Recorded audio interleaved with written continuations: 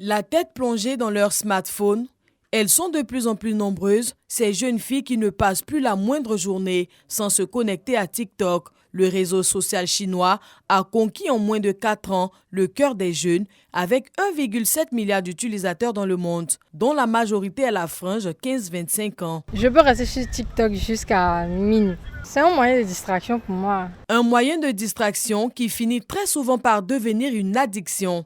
Les statistiques du téléphone de cette étudiante nous indiquent qu'elle passe en moyenne 7 heures par jour sur l'application. 7 heures à regarder toutes sortes de contenus vidéo. Loin du divertissement, le réseau social a pris une autre tournure. Voici ce à quoi s'adonnent aujourd'hui les jeunes. Des vidéos très osées et choquantes. Vous êtes à la maison, vous faites quoi? Sortez, allez chercher garçon. Aïe. Certains poussent le bouchon plus loin en imitant des ébats sexuels.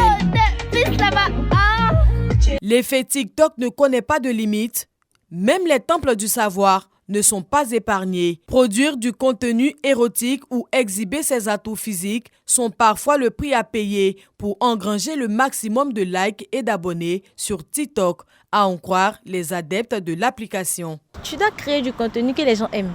Nous, on leur offre du plaisir en faisant des vidéos qu'ils aiment. Au 21e siècle, les garçons, vraiment, c'est la base, quoi. Eux, ils aiment vraiment les filles qui montrent leurs atouts sur TikTok, qui assument leur beauté, qui font les trucs. Quand elles se mettent un peu nues, quand elles délaissent, elles se mettent dans les affaires attirantes, elles sont séduisantes au fait. C'est ça qui fait qu'on est sur TikTok même.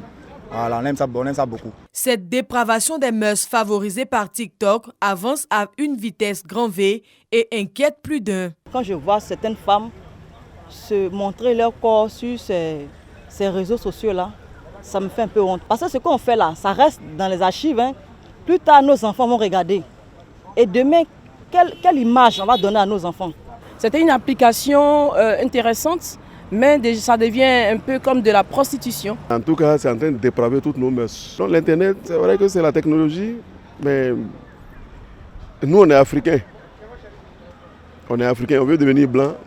Ce sont les conséquences. Que faut-il donc faire pour freiner ce cheval de Troie qui plonge la jeunesse dans la perversion? Il suffit que les autorités adressent un document en bonne et due forme à cette entreprise pour que, du jour au lendemain, éventuellement, on se retrouve avec du contenu épuré, entre guillemets, voilà, donc avec une certaine censure.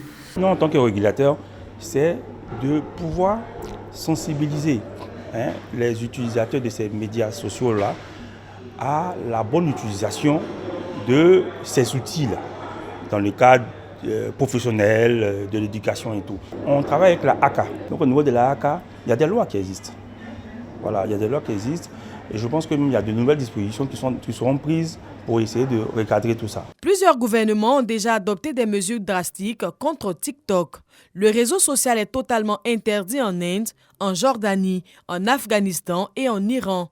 Tous ces pays brandissent un argument commun: TikTok a bâti la jeunesse.